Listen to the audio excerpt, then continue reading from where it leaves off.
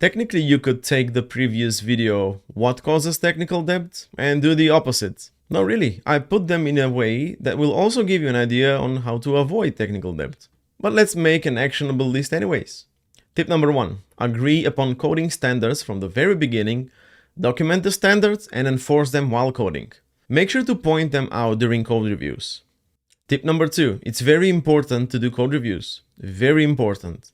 A code review is your last chance to catch potential bugs and code smells before they get merged and contribute to the technical debt. Tip number 3. Have tests in place. The tests will prevent quick and dirty fixes. It's very easy to decline a PR whose tests are failing.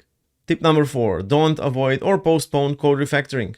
Refactoring code is your undo action for pushing code smells and dirty fixes to the main branch. Some code smells can slip through the code reviews as well. Also, as time goes by, new versions of your dependencies are published, which could contain breaking changes. Those will require you to refactor your code before you upgrade them.